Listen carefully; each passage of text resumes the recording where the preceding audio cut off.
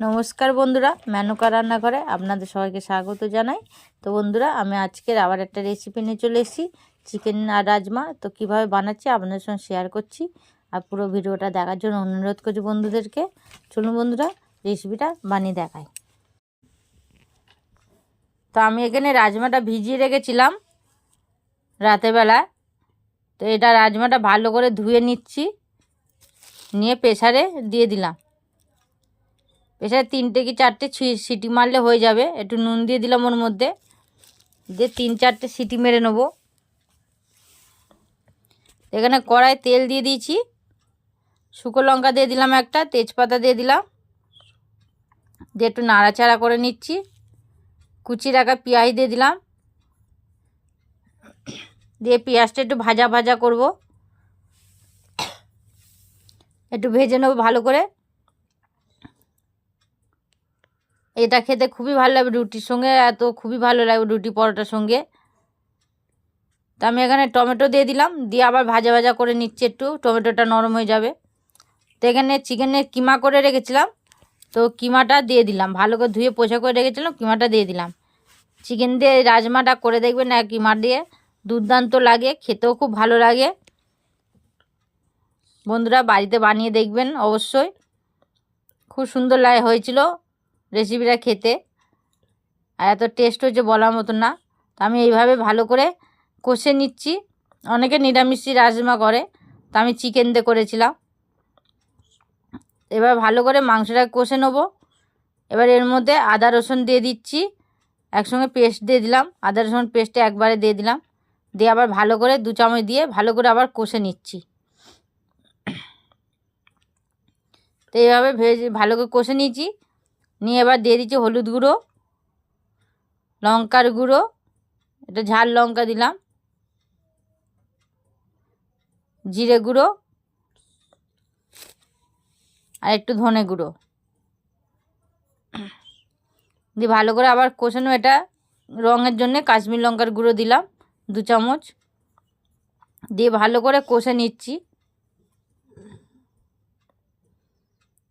ঢাকা দিয়ে রান্না করবে এটাকে একদম, এখানে জল টল কিছু দিতে হবে না।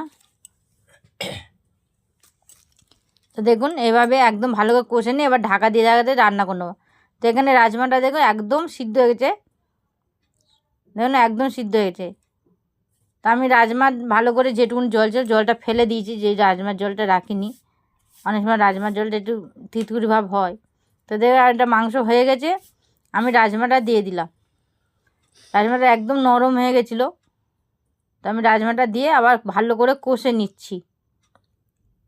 এভাবে একদম কম আছে 5 মিনিট করে কষে নেবো, তাতে রাজমাটারও গন্ধ থাকলে সেটা থাকবে না রাজমার, আর খেতে খুবই টেস্ট হবে ভালো করে কষে নিলে রাজমাটা। তাই ভালো করে কষে নিয়েছিলাম। তো এবার এর মধ্যে এবার জল দিয়ে দেবো, দিয়ে ভালো করে এটাকে ফুটিয়ে নেবো। তো যে সকল বন্ধুরা আমার ভিডিওটা দেখছো, নতুন নতুন বন্ধু হলে তো এটা দয়া করে একটা সাবস্ক্রাইব করে দেবেন বন্ধুরা, যাতে আরও নতুন নতুন রেসিপি আপনাদের সঙ্গে শেয়ার করতে পারি। তো দেখুন আমি আবার এটা রাজমাটা জল দিয়ে এবার ঢাকা দিয়ে রান্না করে নেবো কিছুক্ষণ। ঢাকা দিয়ে এবার রান্না করে নিচ্ছি কিছুক্ষণ। এবার ঢাকা দিয়ে দেখলাম, তো আমি খুলে দিলাম ঢাকাটা কিছুক্ষণ পর। তো দেখুন একদম হয়ে গেছে, মাংসটাও সিদ্ধ হয়ে গেছে, রাজমাটাও সিদ্ধ তো হয়েছিল, আবার ভালোভাবে সিদ্ধ হয়ে গেছে। এর সঙ্গে রুটি পরোটার সঙ্গে আপনারা খাবেন, দারুণ লাগবে এটা খেতে।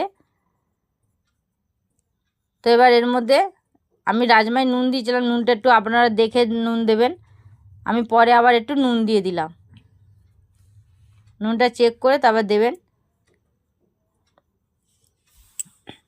নুন দিয়ে আবার একটু ভালো করে কষে নিচ্ছি।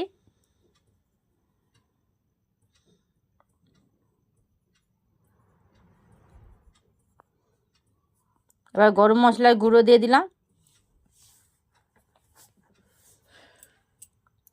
দিয়ে ভালো করে নাড়াচাড়া করে এটাকে নামিয়ে নেবো।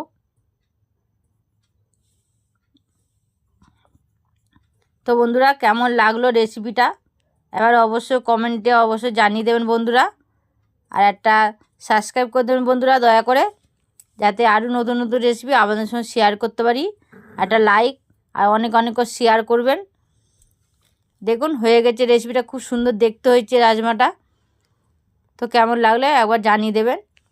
তো এখন মতন আবার এলাম, নমস্কার।